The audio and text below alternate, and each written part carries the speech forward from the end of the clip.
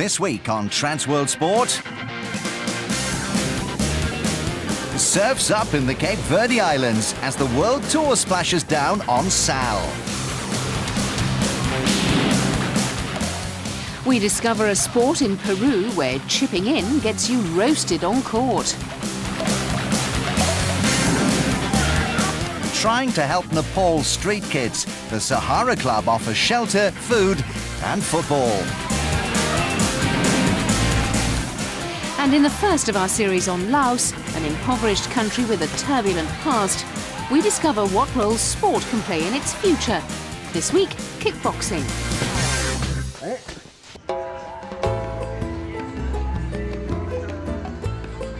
Every country in the world has its traditions, its people, their customs.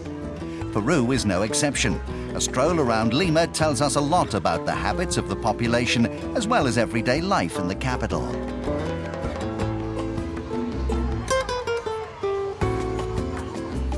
Native to South America, the humble potato is a staple of every diet here.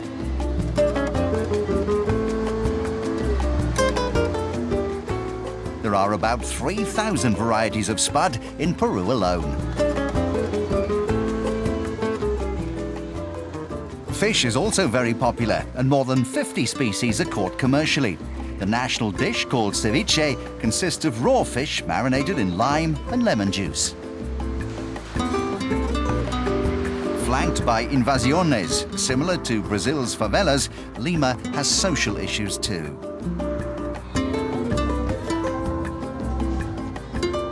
Festivals are widely celebrated here. On Valentine's Day in the Parque del Amor, couples get together to see who has the greatest stamina for the longest kiss.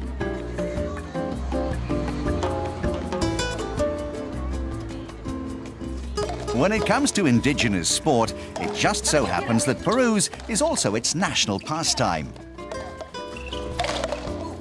Paleta Fronton, or simply fronton, is a mixture of tennis and squash.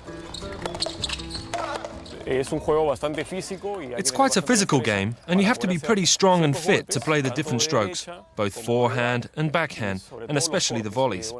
It requires a lot of agility, much more so than tennis, for example. You can compare it to squash, where you sweat a lot.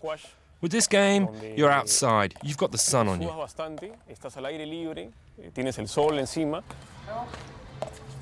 You can play both singles and doubles fronton. A singles match is played over 5 sets. In the first 4 sets, it's the first to 15 points, while the final set is decided by the first to 15 points or by a 2-point difference in the score beyond that figure. A doubles match is the best of 3 sets, and each set goes to 21 points. Players take turns hitting a ball against a 5 by 6 meter wall. A point is won when your opponent is unable to return, when the ball bounces twice, or when it goes out of bounds. It's a simple and straightforward game, and it's one of the few sports practiced by people from all social backgrounds. One of these paddles costs around $30, and the balls cost around $4 to $5 each. The paddles can last up to 10 years, and the ball's about a month, but after that you can just re-inflate them, and they'll last you 3 months. So it's cheap. The accessories don't cost much.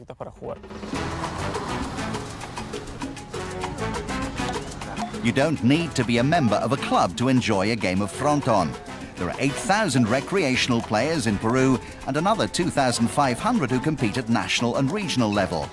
Lima alone has 1,200 courts, of which 400 are open to the public, like this one here in Surco, a working-class neighborhood not far from the city center. Local residents try to make use of the courts as often as they can. Especially on the weekends or after work, after working really hard from Monday to Friday. On Saturdays and Sundays, we try to get down here, have a bit of fun, relieve the stress for a while, be in harmony, sweat a lot, and have fun playing this wonderful sport.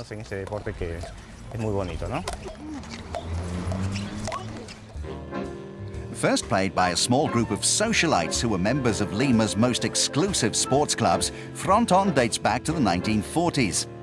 The Club de Regatas was the watering hole of the richest and most influential people of the time. The club featured a variety of sports like sailing, rowing, and pelota a mano, where a player hits a ball against a wall with his hand. That is, until someone at the club came up with the idea of using a paddle instead of a palm. Paleta Fronton was born. The sport developed little by little when more and more people started to play it. After a while, an official fronton court was finally developed. This court consists of a cement wall and floor. Pretty simple. Other clubs started to follow suit and develop their own courts. And that was how Paleta Fronton came about, how the sport evolved. Claudio Suarez has played for over 50 years and has seen fronton grow into the sport it is today. When the Frontonistas first started playing this sport in 1945, they would take a tennis ball and shave it, remove all the fuzz from its surface, and then they would play with the hairless ball.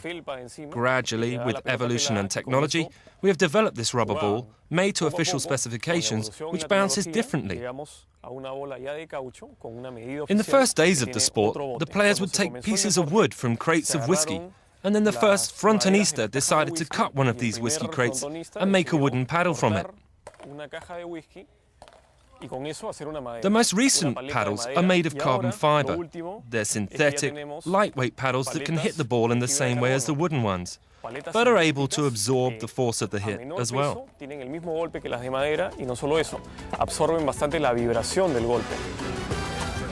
Despite its growing popularity, football, not fronton, remains the most widely played and watched sport in Peru. Lima's three big clubs, Sporting Cristal, Universitario and Alianza, pack in the crowds when they play at home. Unsurprisingly, Paleta Fronton tournaments don't enjoy the same popularity. Most events go practically unnoticed, despite TV coverage. Paleta Fronton is growing, but people need to be motivated to come and watch these sporting events and get a bit more involved. And also they need to understand what it's about. The tactics, the strategies, or the rules of the game. That's what's missing at the moment.